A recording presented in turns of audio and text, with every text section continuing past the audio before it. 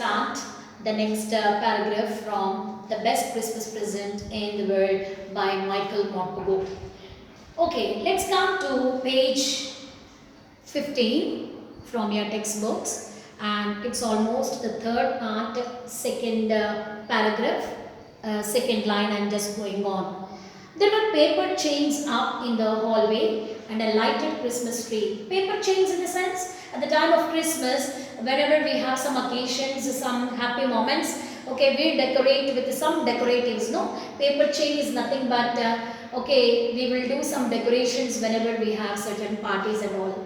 Okay, paper chains were hanging down in the room. There were certain lighted Christmas candles were there, and a lighted Christmas tree was also there, stood in the corner with a lopsided angel on top. As you know, the Christmas tree, after we decorate, that lopsided and angel also would be put on the top of the Christmas tree. Okay, and he was narrating the way the room look like, and how they decorated the Christmas tree. Actually, that's the days of Christmas day, or maybe days or the days of the Christmas, we don't know. There was one of the corners, there was a Christmas tree, and a lopsided angel was on the top of the Christmas tree. I said I was a friend come to visit Mrs. Macpherson to bring her a Christmas present. Actually, he went there, he went to that nursing home, and he was asking so where that lady was located, and he also dropped one message over there. What is that? There was a visitor for her, and he's one of the closest person to Mrs. Macpherson, Connie Macpherson, and he had brought some Christmas present which makes her very happy. Actually, Christmas is the time, I told you when I started this lesson, Christmas is a time to love each other and exchange our Christmas presents from one another, isn't it? Christmas is such kind of thing, and it brings the enemies close to friends. You can make your enemies your friends. That is what the Christmas is. Here the Christmas time, he had brought one Christmas present for Mrs. Macpherson, and I could see through into the dining room where everyone was wearing a paper hat and singing. So there were too many ladies, all of them were wearing paper hats, and they were all singing maybe Christmas carols. The matron, actually the nursing home's head is matron, and the matron, please underline the word matron, M-A-T-R-O-N, matron is the head of the nurses actually. The head nurse is called matron. The matron had a hat on too. Even matron is also wearing a big hat, the paper hat too, and seemed very happy enough to see me. She even offered me a mince pie. Actually, Christmas is the time I said, no, whoever comes home, we will just offer them some sweets. At the same time, so when this man, Michael Morpurgo, visited Connie Macpherson, that matron provided him with a mince pie. Mince is nothing but the meat pie, okay, some meat, okay, goat meat or the meat of sheep or maybe bacon, anything. Mince pie she offered. She walked me along the corridor.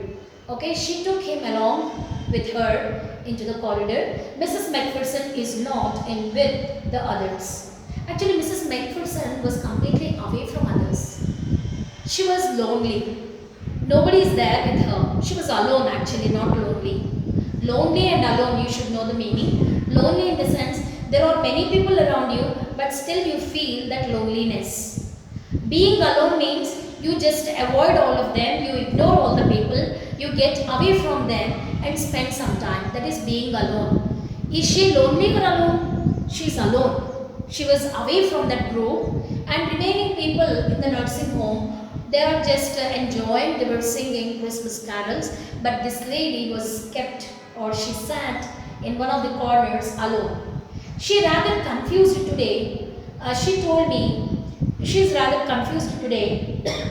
So we thought it best if she had a good rest. Actually, she found, matron was telling, She was not looking okay today. She was a bit confused today. Something that worrying her. That's why we thought of making her to be alone. So that's why I didn't bring that old lady to mingle with other people in the party. She told me she's rather confused.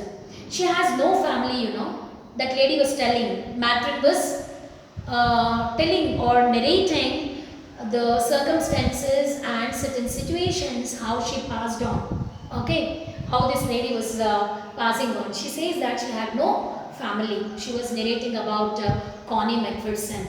And no family, you know. No one visits. Everybody have got visitors here. They have got too many patients here in this nursing home, and everybody's visitors comes. But Connie Macpherson's visitors never come. She says that she has none. No family members are there. Nobody will come for visiting. This is the first time I could happen to see you here as a visitor to see her, and she was quite confused and a bit surprised even. And if she had a good rest, and she has no family too, so I'm sure she'll be only too pleased to see you. Definitely I could feel that she could feel happiness on seeing you. Let's go and meet her. And so I'm sure she'll be only too pleased to see you. She took me into a conservatory with wicker chairs and potted plants all around and left me. She took me into a conservatory with wicker chairs. Wicker chair is nothing but the chair, wheelchair. In wheelchair, this old 101-year-old Connie Macpherson is seated in the chair, and there were some potted plants around her, okay, on the floor, and she left him there. Wicker chairs we call, and potted plants were there all around and left me. The old lady was sitting in a wheelchair. Where was she? She was on a wheelchair, her hands folded in her lap. She put her folded hands in her lap, and she had silver white hair. As you all know, she's already 101-year-old lady.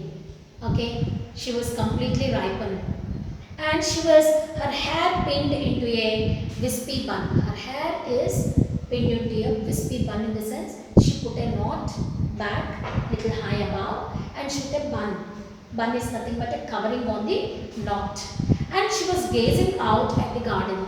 Okay, from her place to garden, it's very close, and she was just gazing into the, she was just taking a good look into the garden.